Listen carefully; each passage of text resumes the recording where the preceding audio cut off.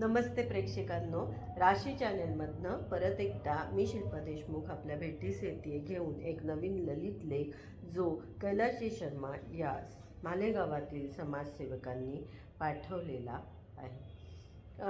हा लेख अत्यंत सुंदर आहे म्हणून मला असं वाटतं राशी चॅनेलमधून तो प्रस्थापित करावा आणि त्या लेखात आजची आमची पिढी आणि नवीन पिढी यांच्यातला फरक तुलनात्मक अभ्यास आलेला आहे।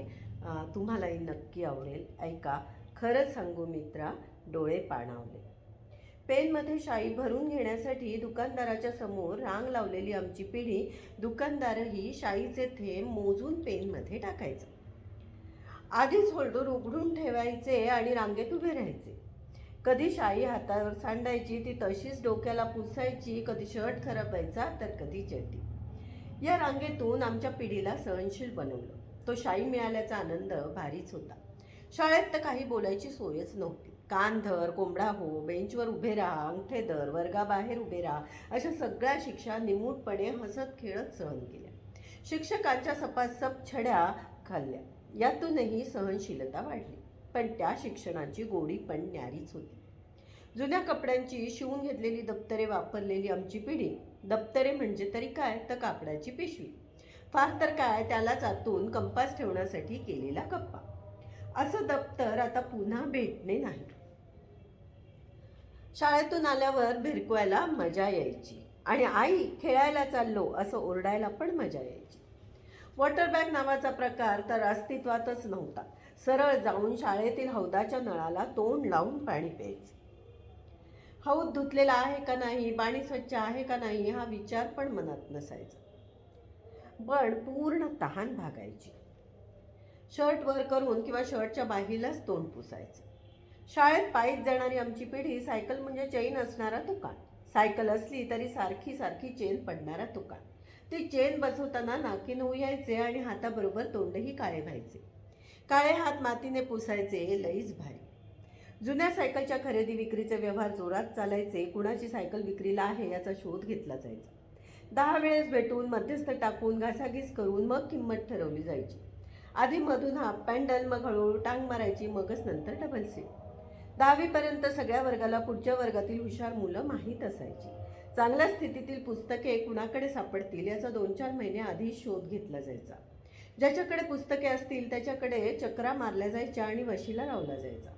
पुस्तके व्यवस्थितरित्या पाहिली जायची आणि मग त्यावर त्याची किंमत ठरवली जायची। शक्यतो निम्म्या किमतीत व्यवहार ठरवला जायचा। पुस्तके मिळाली की स्वर्ग 2 बोटे उरायचा। कव्हर घालायला झिंग असायची। जुन्या वह्या सगळ्या जपून ठेवलेल्या जायच्या। वह्या वापरतानाही जपूनच वापरल्या जायच्या। जास्तीत जास्त कोरी पानं ठेवली जायची।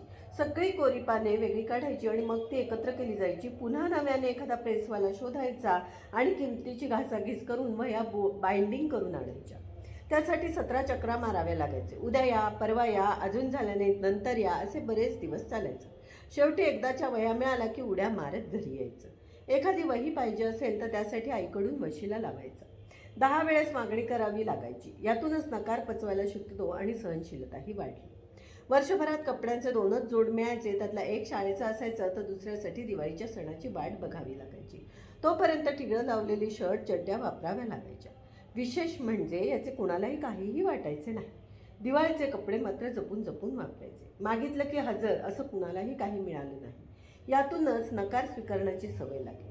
बरं, त्या काळातील पालकांच्या मानसिकतेनुसार उच्च आर्थिक परिस्थितीतील घरातील पोरांनाही अशीच वागणूक होती। त्यात गरीब श्रीमंत असा भेदभाव नव्हता।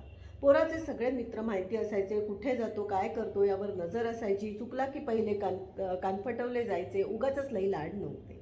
कामापुरतेच कौतुक असायचे, त्यामुळे पोराचे पाय जमिनीवरच राहायचे।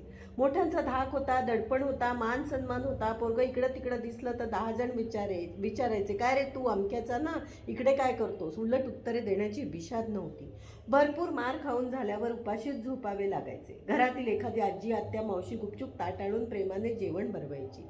पोरगं मुसुमुसू रडत रडत एका हाताने डोळे पुसत 4 घास खायचं आणि तिच्याच कुशीत झोपायचं। दुसऱ्या दिवशी काल काय झालं हे विसरून पुन्हा आपल्या उद्योगाला लागायचं। आपण म्हणू तसेच होईल असे नाही हे पोराच्या लक्षात यायचे।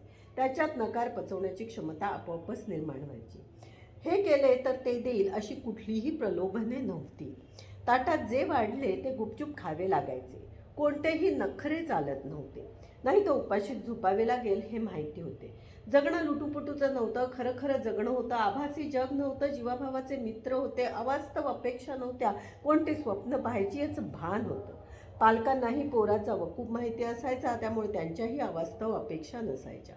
काळ बदलला आणि सगळंच बदललं. मग जीवनाच्या कोऱ्या कागदावर उमटलेले जे शाईचे डाग मात्र अजूनही तसेच आहेत. ते काही पुसता म्हणता पुसले जात नाहीत. या निळ्या शाईने सहनशीलता दिली, उज्ज्वल भवितव्य दिलं, लढण्याचं बळ दिलं. आत्महत्या हा विचारही आमच्या पिढीच्या मनाला शिवला नाही, कारण आम्ही अपमान गिळायला वर्गातच शिकलो. शाळेतला अपमान हा समाजात मानसिक तोल सांभाळायला शिकवून गेला. म्हणूनच आमची पिढी म्हणायची, कोरा कागद नेई शाई, आम्ही कुणाला भीत नाही, दगड का माती. बघा, ज्या पिढीतले हे लोक आहेत त्यांना याचा संदर्भ नक्कीच लागेल. नमस्ते.